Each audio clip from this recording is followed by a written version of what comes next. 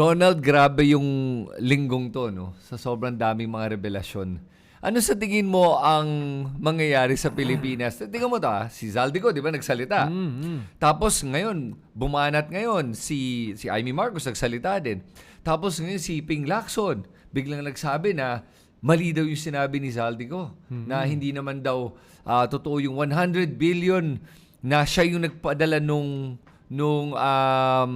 yung kickback nun. Dahil si Bernardo daw mismo nagpadala nun. So sino ba paniniwalaan natin? Paano natin susuriin na to lahat ng mga sinabi ng mga iba't ibang tao? At saan tayo pupunta nito? Kung lahat na lang ay kasabwat dito sa korupsyon, aabot ba to yung pagbibintang at yung pera, aabot ba to ng Malacanang at hindi lang Malacanang, aabot ba to kay BBM? Well, tama yung sabi mo, no? In less than 5 days, nangyari yung testimony ni Bernardo na inimplicate niya mas maraming senador. Yun Diba? ba? Yun. Mas maraming senador. Pero dito, binilay yung sinasabi ng mga Duterte na sila lang tinatarget. Dahil kasama sa kanyang dinamay ay mga tiga-administrasyon. Katulad ni Grace Poe, Nancy Binay, no?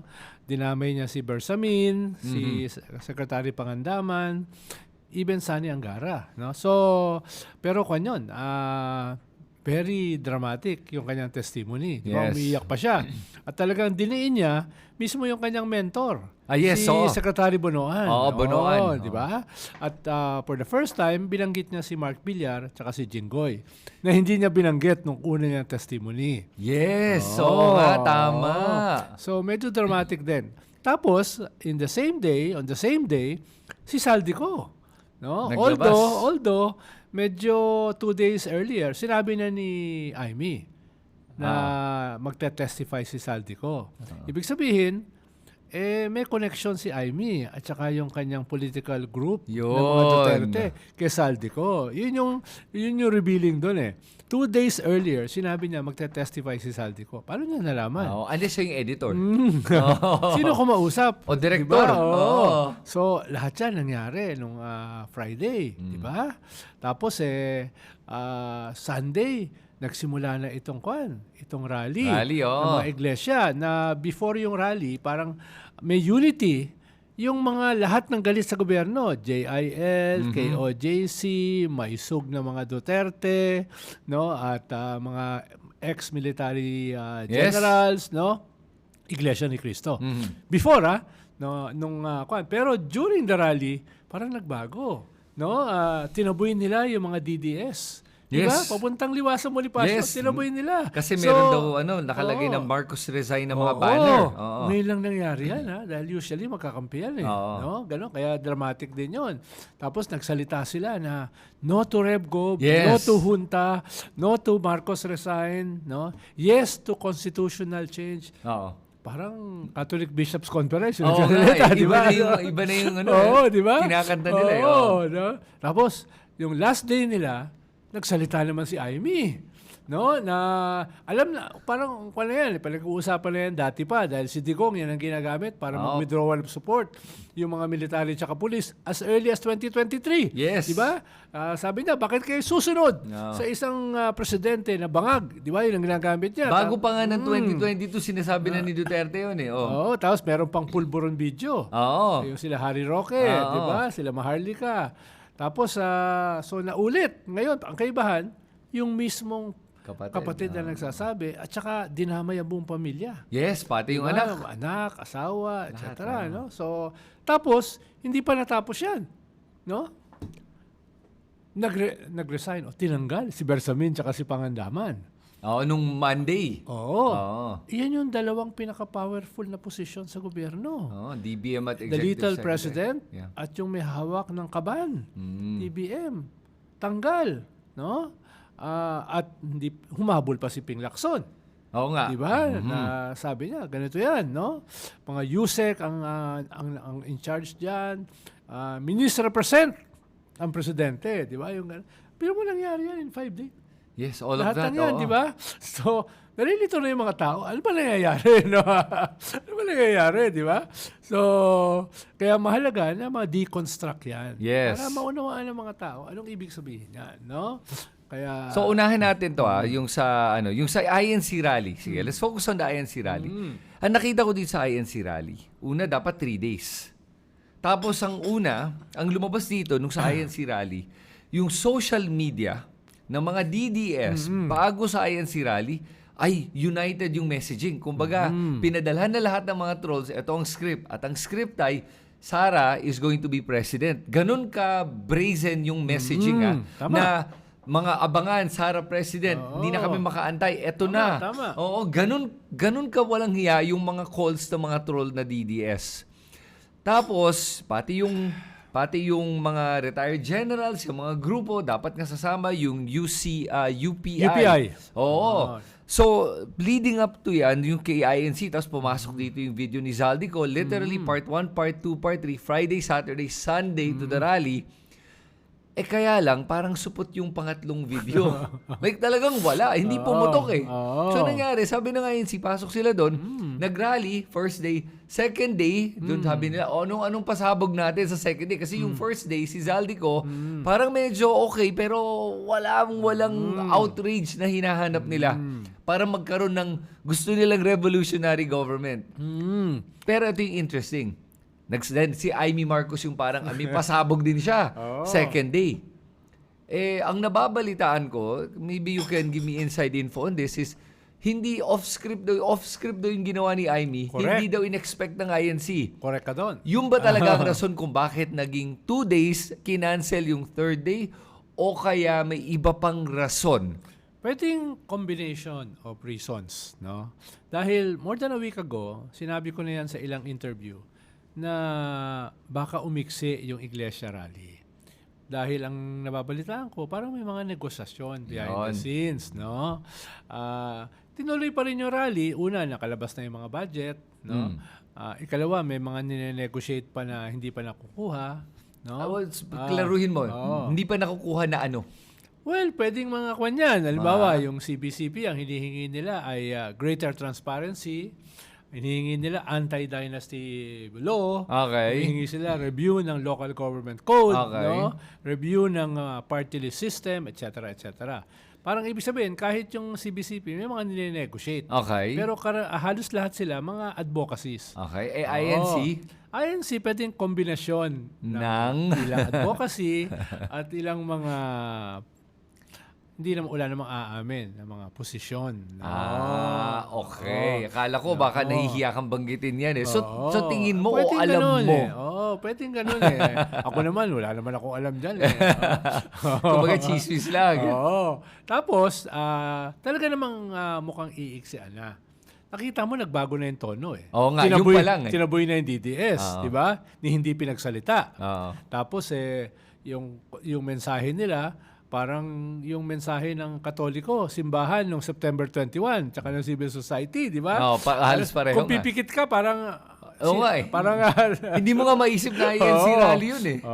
Pero, lalong natuldukan nung nagsalita si Amy. Si Amy Duterte. Amy Marcos. Dahil pinayagan siya magsalita dahil Amy Marcos siya. Pero hindi nila alam kung ano sasabihin niya. Kaya, ang balita ko, nung nagsalita na siya, medyo nagpanic yung organizers. Ano ba sinasabi nito? Tapos baka mamaya i-agitate yung mga tao na pumunta ng Malacanang. Di ba? Yung ganon. So, nakadagdag yon dun sa pagpapaiksi no rally. Pero ang alam ko talagang iiksian na eh. No? So, okay. Dahil kung ano man yung kanilang ninegotiate, advocacy man o ano man, ay mukhang nakuha naman yung karamihan. No? Ayun. Advocacy, opposition. At saka, siyempre, yung mga dating gusto magpabagsak sa gobyerno, hindi mo mapapabagsak yung gobyerno nang walang suporta ng military. Yes. A few days earlier, lumabas na yung military na statement. We stand by the Constitution, we stand by the government, hindi kami magiging partisan, hindi kami mag-extra constitutional na mga balita. No? So, yung organizers din, realize din nila, teka, wala na yun. Dahil hindi ka naman pwedeng magpabagsak ng gobyerno without the support of the military. So it could be a combination of different reasons. Halimbawa, pwedeng bahagi dyan yung mga surveys na sinasabi na almost 90% ng populasyon ayaw sa junta. Yes. No? So yung ganun ay lalabanan mo ba yung 90% ng populasyon?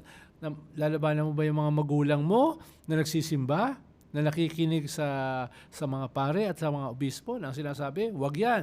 No?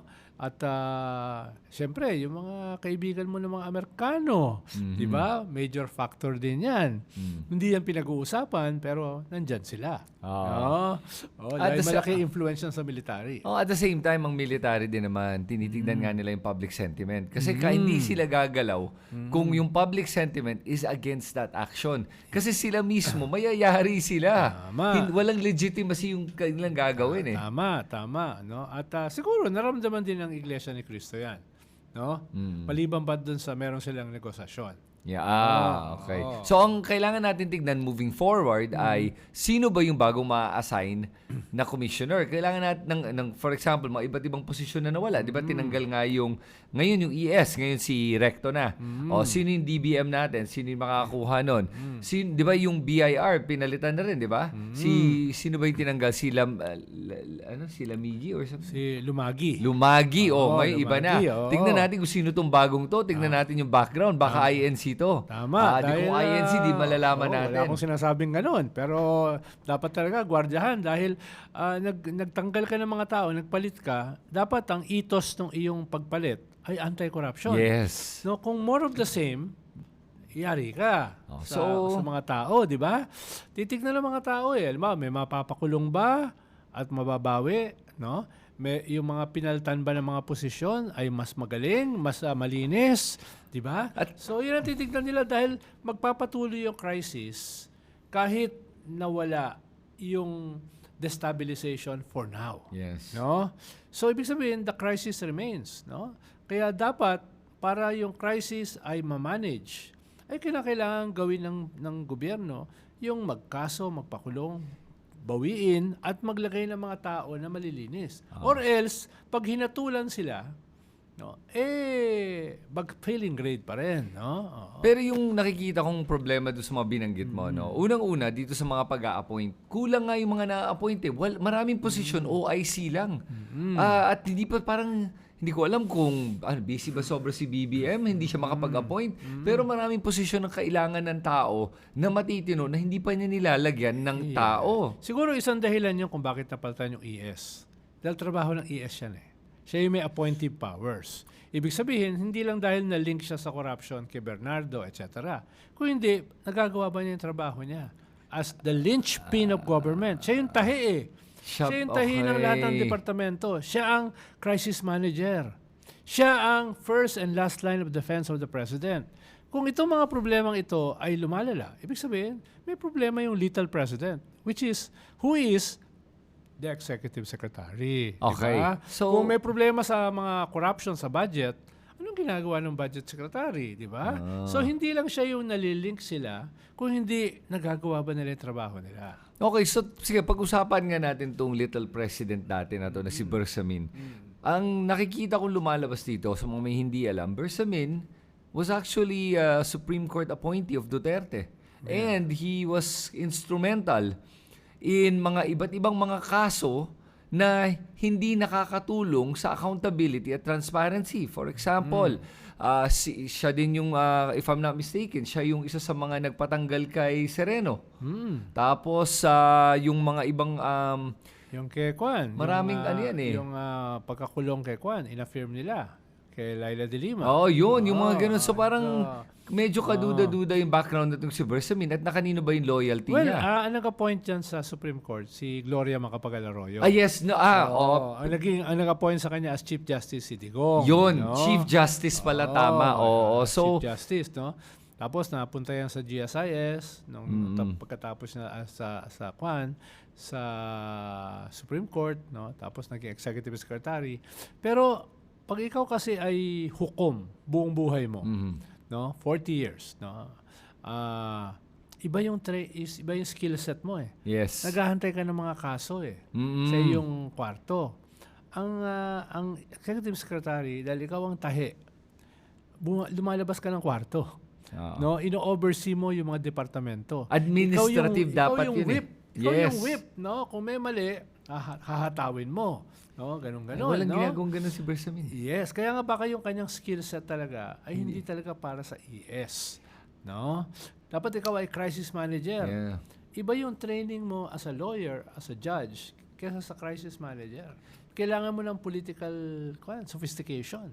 Diba? Yun yung hopefully magkampalan ng direkto dahil dati siyang politiko. No, hindi lang siya manager. No?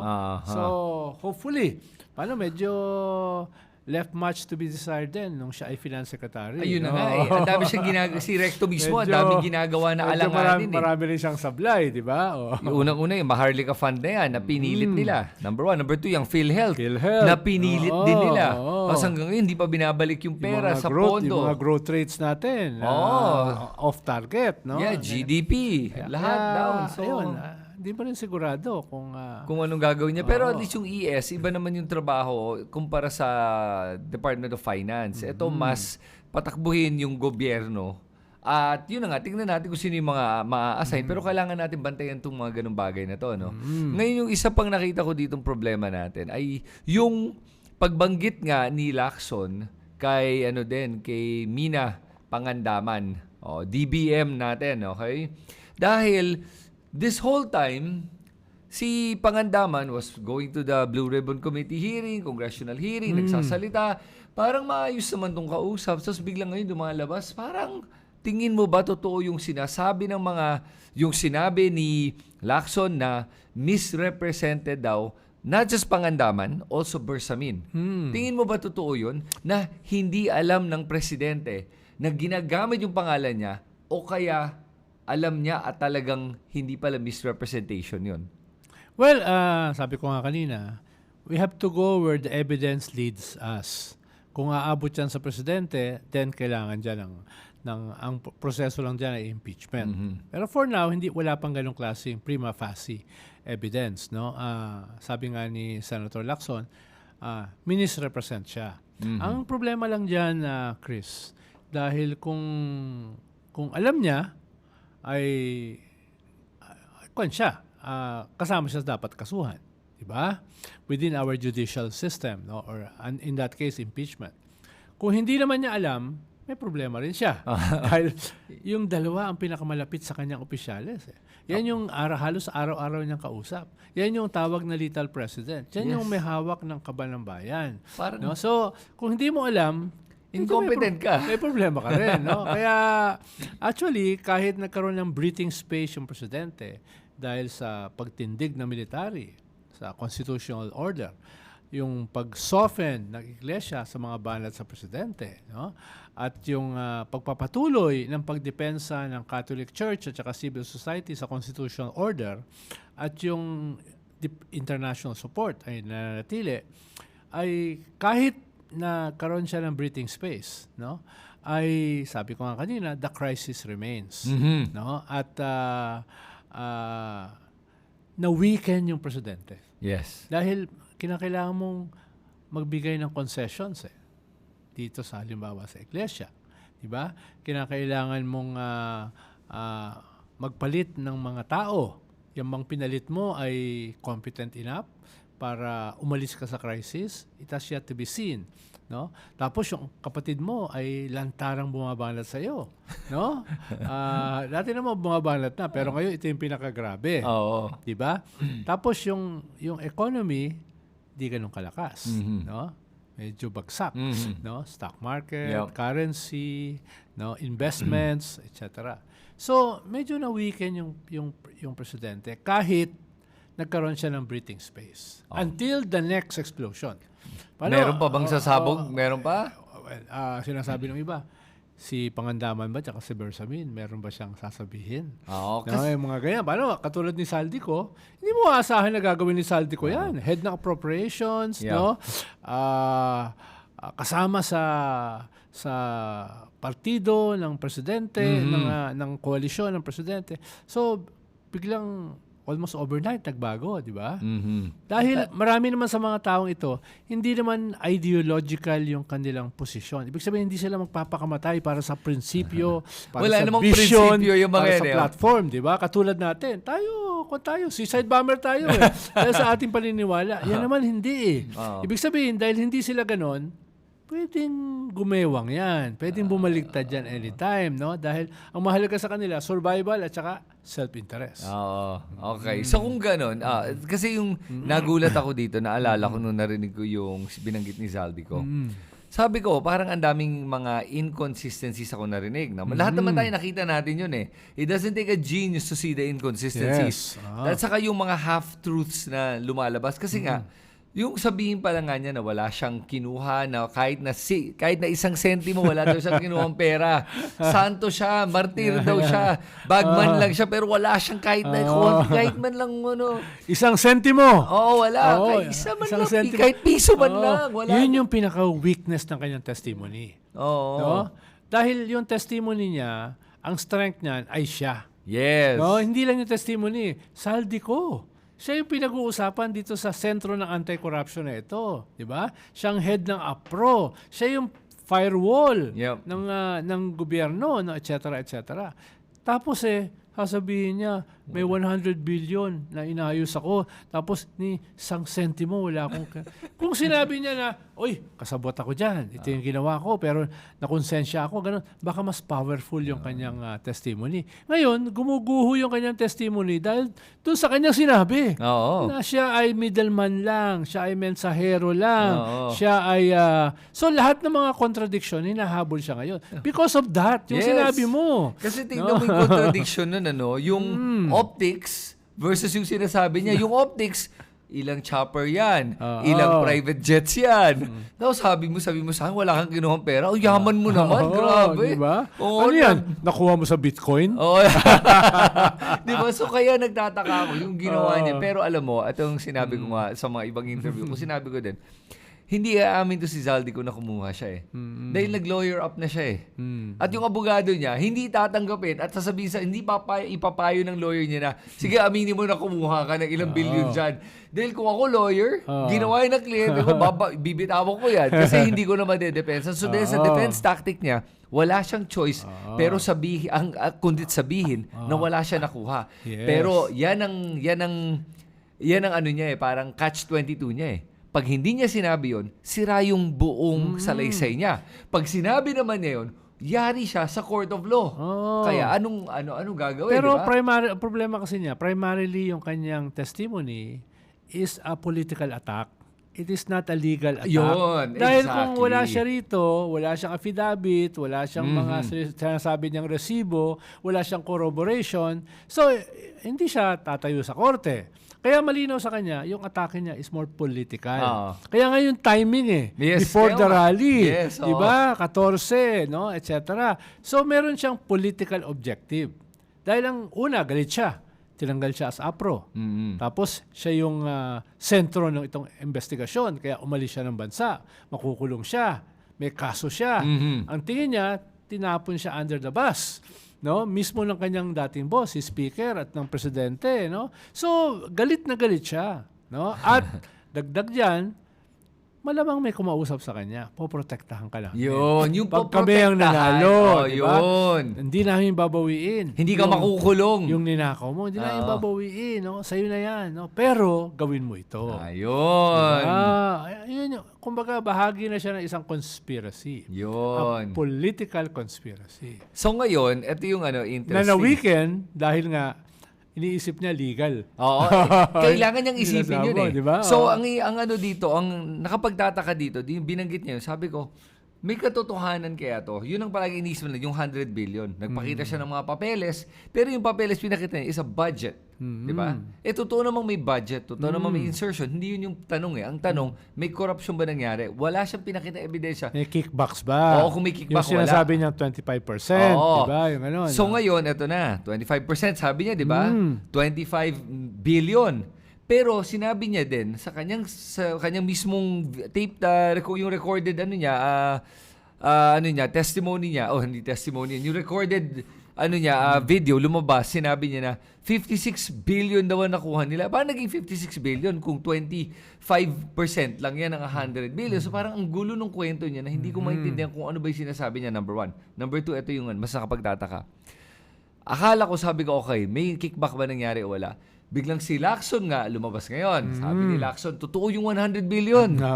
Nako, totoo nga. Tapos pero misrepresentation. Pero kasi 81 billion lang yung sa DPWH. Nagsalita si Bernardo na sinabi mali yung sinabi ni Zaldico kasi inaamin ni Bernardo, siya daw ang naglakad ng 81 billion na yon. Pero sa 81 billion, 52 billion ang nilakad niya personally. Tapos nakuha ni Yusek Trigive Olivar is 15% na lumalabas mga 8 billion. Siya daw nag-deliver mismo, si Yusek Olivar at saka si Yusek Bersamin. Si Adrian Bersamin na grandson ng ES na si Lucas Bersamin. Ang tanong ko sa'yo dito, kaya ba gawin? Nakita mo ba itsura ng mga to? Mga totoy itong mga to eh. Sabi ko, kahit ganun kalakas ang loob nila gawin to na hindi nabibigay sa ibang tao na mas malaki sa kanila. Parang mahirap paniwalaan na itong mga Yusek, ganyang kalakas ang loob. Correct. Pero ito, tanong ko sa'yo. Si Olivar, for example. Yusek siya ng DepEd. Pero nakikipag-negotiate siya para sa DPWH. So, ang daming tanong dito eh. Kasabot ba si Angara dyan? Pero si Olivar, mukhang operator outside of the DepEd. Parang kumbaga may sideline siya dito. So, kanino siya nagsa-sideline? Sino ba yung totoong master niya kung meron? O kanya ba talaga napunta? Kasi mukhang hindi sa kanya napunta yun eh. Daanan lang siya. Daanan. Kasi sinabi ni Bernardo na si Yusek Olivar ay nag-negotiate pa na maging 16% daw. Tapos natawa daw si Bernardo dahil tingin niya yung 1% para kay Olivar. Kaya pumayag na lang daw siya. Yung 1% na yan ay umaabot ng halos 1 billion. So kung ang tanong ko na hindi nasagot, kung hindi kay Olivar yan, adi kanino napunta yung 8 billion pesos? Tama. Kanino? Aminin mo na. Anong alam mo, Ronald? Sige na, ito na. Siyempre, yung mga principal yan, yung mas matataas sa kanila. Diba? Sino? Kaya nga, ang sabi ni Remulla, kakasuhan pati si Sani Angara. Di ba? Si Secretary Angara, di ba? Tapos kakasuhan yung DBM Secretary na kaibigan ni Olivar. No? So, hindi ako magugulat na may mga 2, 3 na naghati dyan. Hindi lang hati-hati, hindi lang isang tao. Malaking posibilidad na yung sinabi ba ni Bernardo na nakausap niya daw na nung yung 52 billion kasi ay nakahiwalay yun doon sa 29 billion na nagpo-form nung 81 billion. Yung 52 billion kasi hindi daw alam ni Bonoan, ni Secretary Bonoan ng DPWH. Hindi daw niya alam. Alam lang ni Secretary Bonoan, DPWH Secretary Bonoan, yung 29 billion. So ngayon, sinabi na ni Olivar kay Yusek Bernardo, sana hindi kayo malito, ay wag mo nang banggitin kay Secretary Bonoan etong 52 billion. Nagtaka si Bernardo, babati ko babanggitin DPWH. So binanggit niya, si Bonoan tumawag daw kay ES Bersamin, Lucas Bersamin, Executive Secretary. At ang sinabi ni Bersamin sa kanya ay, kami nang bahala dyan. Kapani-paniwala ba yan? O tingin mo may mga haka-haka na ba dito? O ano ang mga kwento dito? Well, sabi ko nga sa'yo kanina, dahil marami sa mga taong ito, if not all of them, are not governed by principles, visions, ideologies. So, kaya ang dominant dyan is self-interest. Diba? Yun yung dominant dyan. Kaya hindi ako magugulat na kahit yung pinakamataas ay kasabwat dyan. No? Kahit for now, wala pa naman tayong prima facie evidence. No? Ito ay isang testimony na malamang may kailangan ng corroboration. Ang sinasabi ko lang, napaka-probable niyan. No? Hindi yan imposible, no, na mangyari. No? Okay. Imagine mo ang 8 billion. Isang truck yun. Hindi. Isang malaking truck yun. Hindi kasha. So apparently, yung ang laki nun, ha? Yung 8 billion, ginawa ng 10 deliveries. Oo. Tapos ang problema nga nila, yung... Tsaka saan mo ilalagay yun? Yun na nga eh. Naka-armored van. Talagang parang Netflix series eh. Hindi kakasya sa kwan yun. Sa Bolt. Diba? Yun na nga. Saan pupunta yung ganun karaming pera? Pag ilalagay mo naman sa isang kwarto, ang dali kunin nun. Oo. Diba? So, saan mo itatago yung ganun kalaking pera? Grabe, diba? no? Namumblema nga sila. Itong lugar mo, hindi kakasya yun dito eh. Oo, yung 2 billion nga na naipit kasi nga nagkaroon ng arrest ni Duterte. Sabi niya, namumblema sila kasi 2 billion nakatenga lang sa parking lot ng Diamond Hotel na hindi nila malabas kasi ang gulo-gulo na daw na nangyayari. I'm like, 2 billion pesos nandiyan lang. Diba? Isipin mo lang kung isa kang magnanakaw tapos mo may 2 billion dyan. Pinuntahan mo, binuksan mo. Sino bang magsusumbong na nagnakaw din ng pera? Hindi lang susumbong yun. Kung magnakaw ka ng 10 million doon, hindi lang susumbong yun kasi ninakaw din nila yun eh. So sabi ko talaga, grabe itong mga pangyayari. Nakita mo lang yung ilang daang milyon na nakapatong sa billiard table. 500 million pa lang yan. Paano pa yung 8 billion, di ba? 8 billion pesos. So, ngayon, okay. So, ito na. So, andito na tayo ngayon. Si Bersamin, sinasabi naman ngayon, na sabi niya, kung may problema kayo at tingin niyo may ginawa akong mali, kasuhan niyo ako. Hinahamon niya ngayon na makasuhan siya ng ombudsman. Kasi syempre, ex-justice to eh. Kaya hindi lang justice. Chief Justice. Sorry. Tama, ex-chief justice to. Kaya pero huwag niyo kalimutan, 2 Chief Justice ang natanggal. Diba? Renato Corona at saka si Sereno. Yun. Kaya kahit tawag dyan, the gods of Padre Faura, kahit ikaw yung gods of all the gods, no? Vulnerable ka pa rin. No? Vulnerable ka pa rin. No? Okay. Ilang presidente ang nakulong? 2. Erap at saka Arroyo, di ba? Oo nga pala, tama. Pero parang 3 na, pati si Digong. Oo, ibig tama. sabihin, kahit yung pinaka-powerful, no, ang sabi dyan, ni John Steinbeck ba yun? How the mighty have fallen, di ba? Yes. Wag kakasigurado. Diba? Okay. Pero ang ano ngayon siguro... Pero syempre, attitude mo, maghahamon ka. Oo. Di ba? Kumbaga parang pakitang gilas na lang to na sinasabong malinis ka, ganon. Pero at the very minimum, yung paborito mong grandnephew Yun. ay tatamaan. Oo. Di ba? Paborito mo yun eh. Lahat ng position mo, nandun siya eh. Yes. Supreme Court, GSIS, ES, etc. No? Paborito yun, di ba? So, actually, conflict of interest, mag-a-appoint ka ng kamag-anak nepotism. sa opisina mo. Oo. Di ba? Yun nga yung actual nepotism diba? na sinasabi Siyempre, natin. Pag kinausap niyan yung mga katulad ni Bernardo, bibigay si Bernardo. Oo. Dahil alam niya, grandnephew ng little president. Oo. Di ba? Kaya makikita mo, the plot thickens. Sige. Diba? So let's thicken the plot. Mm-hmm. Sabihin natin, hypothetically, na biglang kinasuhan si Bersamin. Tapos nung kinasuhan siya, nagsalita siya. Tumuro siya pataas. Palagi naman pataas eh. Hindi ka pwedeng tumuro pababa eh. Sinasabi ko, kailangan tuturo ka pataas. Hindi ko pwedeng sabihin, hindi, yung grandson ko lahat to. Si Adrian, wala akong kinalalaman dyan. Sasabihin niya, pataas. Yung pataas, presidente. Paano kung tumuro siya papunta kay BBM? Tapos hindi lang tumuro, nagpakita ng matibay na, kahit paano, makakapagduda na ebidensya. Anong gagawin ng Pilipinas? Well, 3 lang naman ang possible dyan. Una, mag-resign siya. Pag nag-resign siya, si Sara presidente. So, hindi siya magre-resign. Hindi siya magre-resign. Yung ikalawa ay ma-impeach siya.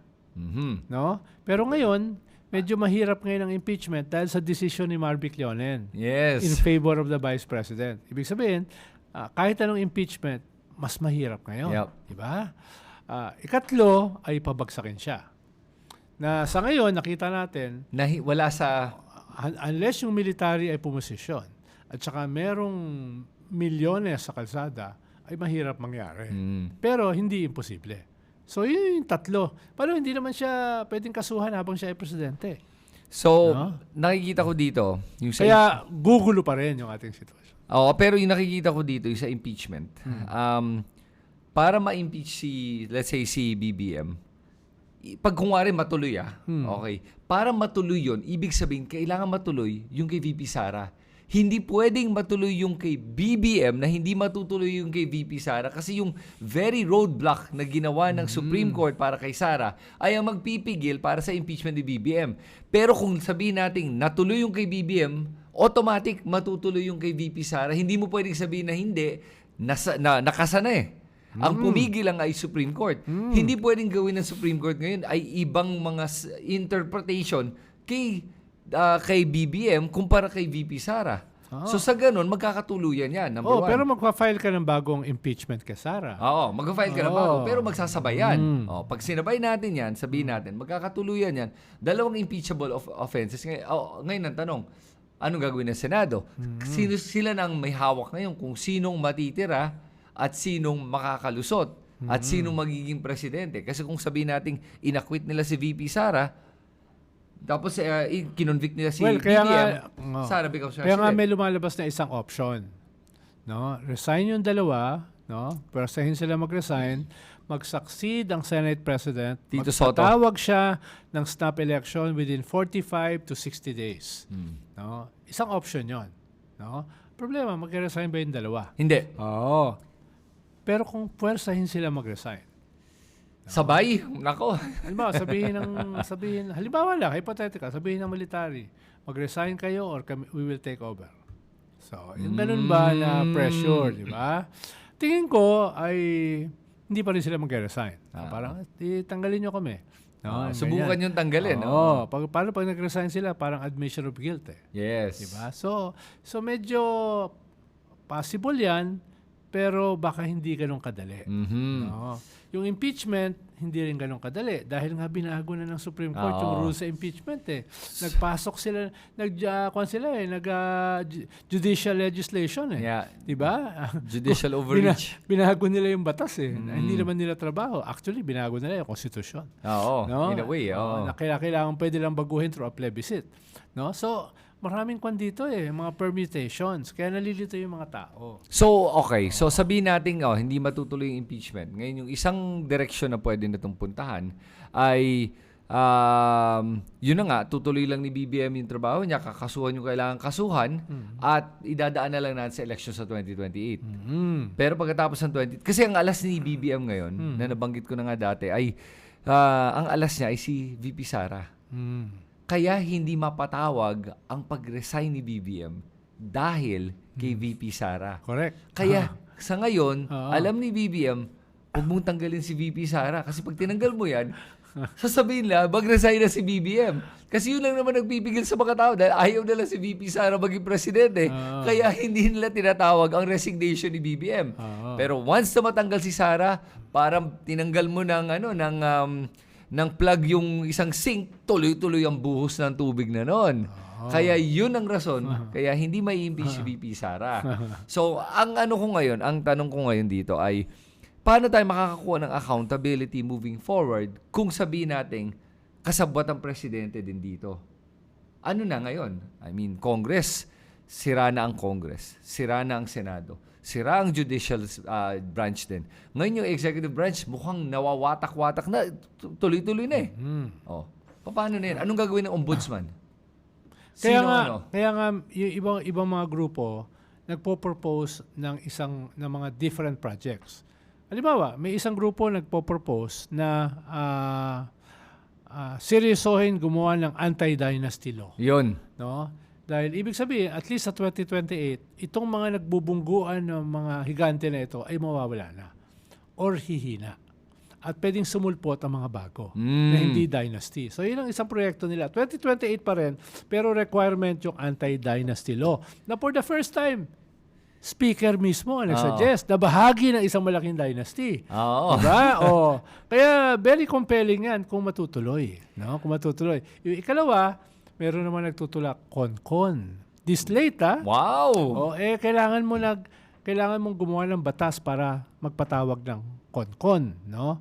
Tapos kakampanya ka para sa isang Concon election. Diba? Tapos yung mananalo sa Concon, gagawa ng bagong konstitusyon. Tapos itong bagong konstitusyon na ito, ikakampanya mo sa isang plebiscite. Tapos maglulunsad ka ng isang eleksyon sa plebisito. Kaya ba yan in 2 years? Hindi. Yun naman yung problema. Pinapakinggan pala kita. Pero seryoso yan. Proposal yan ng NUP at saka Lakas sa House.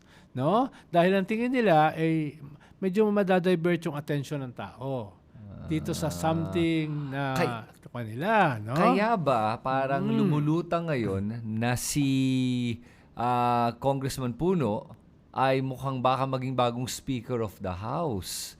Oo, may ganung ugong-ugong, Oo. no? May ganung ugong-ugong, Kasi no? nga daw, mahina daw si Boji D. Oo. At yun na nga, dahil nga yung political dynasty din niya medyo malala. Oo. Kumbaga, ang taba nung dynasty ng mga Yes. D eh. Pero ang nagkukang kasi, ang malaki ang impluwensya, although walang aamin, sa appointment ng speaker ay yung presidente. Diba? Well, yeah, Yun yung malaki. unofficially. Oo, malaki yung ganong klaseng impact. Ang strength kasi ni Boji D, yung tatay niya at saka yung tatay ni Bongbong magkaibigan, no? Tapos Ilocano siya, no? Yun. At saka wala siya masyadong controversy, no? Oo, okay. Si Ronnie Puno, dati ang DILG secretary ni GMA, no? Alam mo naman kung nasan si GMA ngayon, Oo. diba? Yun yung isa, no? Ikalawa, hindi siya Ilocano. So, yung mga ganun ba? So, yan ay ikakalculate ng presidente. Sino ba yung makakatulong sa kanya at poprotektahan siya going into katapos ng kanyang termino, no? Yun yung mga calculation na hindi ganun kadali. At the same time, babanggitin ko din na yung sinabi mo about the political dynasty, may mga ilang version ng political dynasty bill na napadala na sa Kongreso. Pinangako ni Speaker D na pinangako ni Speaker D na tatapusin daw nila yung priority legislation niya This December. Ang tanong, yung gagawin nilang bill ba ay yung pinadala ng akbayan? Dahil yung nakita ko yun, hanggang 4th level of consanguinity. Oo, malalim. Diba? Halos pinsan, asawa ng pinsan, grandchildren, asawa. Talagang ang lawak. Mapapasa ba yun? Ito na, magpustahan tayo ngayon, Ronald. Well, yung probability ay hindi ganun kalaki. Pero at the same time, the crisis, tinutulak na gawin ito. Diba? Yung kailangan mo ng out-of-the-box solution eh. Galit ang tao. At nakokonekta nila yung corruption sa dynasties. Yes. Dahil nepotism you protect each other, Yes. di ba? Tapos yung anak mo, contractor. Aha. Yung pinsan mo, contractor. Yung boyfriend mo, contractor, di ba? Kaya, yun yung pandito. Nakakolekta yan dito sa clannish dynastic system natin. Kaya kung talagang gusto mong tumbukin yung ugat ng korupsyon, isang significant na ugat niyan ay dynasties. No, kaya sasabihin ng tao, anti-corruption tayo na anti-corruption. Tapos i-maintain natin na 80% ng ating mga politiko ay mga dynasty. So, baliwala. Niloloko nyo lang kami. So, medyo magagalit yung simbahan, magagalit ang civil society. Kaya yung proposal ng reform block ng Akbayan ay talagang tunay na anti-dynasty law. Ngayon, yan ba ay aaprubahan dahil marami sa Kongreso dynasties, di ba? Yep. Yun. Yes and no. No, dahil nga sa ngayon lahat nasa microscope eh. Yes. No, ibig sabihin, lahat ng politiko ngayon tinitingnan paano yung kanilang conduct, paano yung kanilang boto, 'di ba? Hahatulan sila eh. Pag hindi sila pumirma diyan, ibig sabihin pro-corruption kayo. Yeah. 'Di ba? I-demonize kayo eh, 'di ba? Because of the crisis. No, kaya ngayon lang ako nakakita ng ganitong klaseng sitwasyon. Gising ang tao, gising ang kabataan. Kaya inuulit ko, di ba? Yung sinasabi natin previous episodes natin. Dati, lahat ng politiko nasa UAAP Games. Ngayon, wala. Dati, mga politiko nasa mga concerts. Ngayon, wala. Kahit sa mga restaurant, wala ka masyado makita ng politiko. Lahat nagtatago eh. Di ba? Dahil sisigawan ng tao. May nakita ka na bang ganyang kalagayan before? Di ba? Kaya alam mo, sobrang importante. We're not now, nun halos kalahati, lampas na tayo ng kalahati ng November, papuntang December, pinangako ni Speaker D that by December, magkakaroon ng political dynasty law. Kaya importante na this point moving forward, huwag tayong bibitaw, huwag mawala ang galit, at tuloy-tuloy natin iparamdam sa ating mga politiko yung galit natin na kailangan may tunay na pagbabago. Nasa sa kamay na natin ito ngayon. Yes, lalo na the devil is in the details. Yun, okay. Diba? Ano yung laman ng anti-dynasty? So, ang tingin ko kasi mangyayari dito, ay gagawa sila ng concessions. Pero maganda yung ginawa ng kabayan dahil sa sobrang parang lala nung sinabi, ito gusto kong political dynasty law. Lahat ito bawal hanggang 4th degree. Then negotiate. Yes, so kahit pa paano, baka makatanggap-tanggap na rin. Kaysa yung mag-start ka na konti na lang, binawasan wala na naman. Pero ito sobrang lala na wala silang choice. But, o sige, kahit third na lang, kasama ba talaga asawa? Pwede ba ganun? O pwede... Hindi, may kausap nga ako sa ruling party. No? Okay sa kanila. Dynasty rin siya. Pero okay sa kanya na isa sa national, isa sa local. Pwede. Yung ganun yung... So, iba-iba yung mga permutations niya, no? Ano yung magiging viable compromise? Kung yung compromise kasi ay tinanggal mo naman yung laman ng anti-dynasty, kakasuklaman ka rin, di ba? Pero at the same time, kailangan mo ng boto. Oo, yun. Mismo ng mga miyembro ng dynasties. Ang nagtulak nga, miyembro ng dynasty, si Boji D, si Speaker eh. So, sana hindi window dressing to. Yun ang inaalala ko lang. Baka window dressing, tapos gagawin lang nilang medyo magulo yung batas para lang mukhang maganda, pero pag binasa mo, parang walang laman. Susubukan nila yun, siguro. Posible yun, yung sinasabi mong window dressing. Pero lahat kasi nakatingin. Nakatingin. Lahat nakatingin eh. No? Under the microscope nga kaya sabi ko, kahit sa mga restaurant, wala nagpapakita na politiko. Ayaw umiiwas sa publiko eh. Dahil yung publiko, gising eh. No?